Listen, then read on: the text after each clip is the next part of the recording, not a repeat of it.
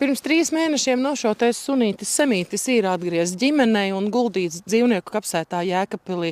Taču kā virzās izmeklēšana un vai ģimenei ir skaidrs, kas to dienu notika un vai vainīgais saņems sodu, mēs devāmies skaidrot pie pašiem jēkabpiliešiem. Pie mājas, kur savulaik dzīvoja Semītis, joprojām stāv plakāts Degs vecīte. Kopš tās septembra dienas, kad Dārznieku ielā pulcējās iedzīvotāji plakātu akcijā, pieprasot atbildību par suņa nošaušanu. Notikums satricināja apkaimi, jo šāviens tika izdarīts apdzīvotā teritorijā, pie tam atklājās, ka gadu gaitā šeit nošauti teju vai 40 dzīvnieki. Semīša nošaušanu patreiz izmeklē valsts policija. Biju pie policijas Līvānos, sniedzu liecību, ko es redzēju visu kārt saistībā ar to notikumu, un zinu arī pārējie cilvēki, kas arī agrākos gados ir cietuši, tiek aktīvi aicināti, liecināt. Pagāja 2,5 mēneši, un mēs dabūjām beidzot sunīti atpakaļ. Un tagad gaidām ekspertīzes slēdzienu. Vai tiek apšaubīts, ka tas varētu būt tomēr, ka nav šāviens? To, ko mēs redzējām, ka lodi atradām, tad to nevar vienkārši apšaubīt. Vismaz viņš ir atpakaļ mājās, viņš ir apglabāts, bet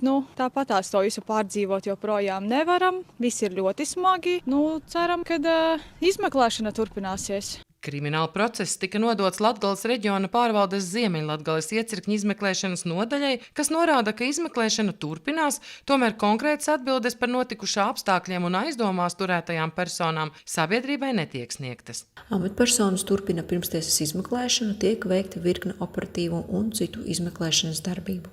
Šobrīd no plašākiem komentāriem atturēsimies, lai neietekmētu izmeklēšanas gaitu. Pēc šī notikuma 18. septembrī valsts policijas Zemgales reģiona pārvaldes Austrum Zemgales iecirknī nav saņemts neviens iesniegums par nošautiem vai citādi ievainotiem suņiem. Apkopojot informāciju par iepriekšējiem gadiem, konkrētajā mikrorajonā ir bijuši 2 gadījumi, par kuriem tika uzsākts kriminālprocess. Abi kriminālprocesi ir izbeigti. Tam pamatojums pierādījumu trūkums. Iedzīvotāji gan ir citās domās, jo šāvējs tolaik pat neesot noliedzis savu vainu, uzsverot, ka nav ko sunim nākt viņa pagalmā. Vienlaikus jautājumus raisījis fakts, ka suņa ķermenis tika utilizēts, lai gan saimnieki lūguši to atgriezt apglabāšanai. Gribam to taisnību, kā tur bija īsti, kāda iemesla dēļ, kurš bija vainīgais. Jo tomēr tas bija mūsu ģimenes mīlus, un šeit ir daudz tādu, tāpēc vēlamies, lai nāk tā taisnība. Lai mēs visi esam mierīgi.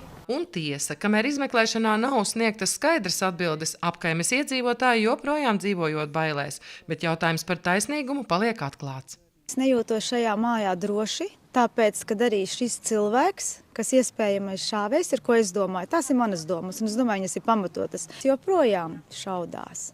Tikai šauj pa vārnām, kur šeit ir, kur perēklīts arī šitanī kokā.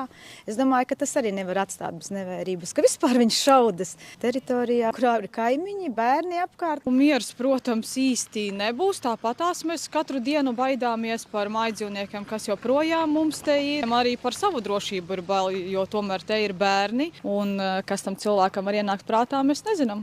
Man bailes, ka viņš vienreiz pavērsīs pret mani ieroci. Bet ir pamats tam? Ir pamats visu laiku, ko es dzirdēju, kā viņš izturējās un visu laiku bļāva uz tiem suņiem. Katru reizi bija naida pilna bļaustīšanās un arī pret maniem vārtiņiem viņš tika šāvis. Man ir pamats baidīties. Ir tiešām pamats. Es neesmu droša dzīvojot šeit.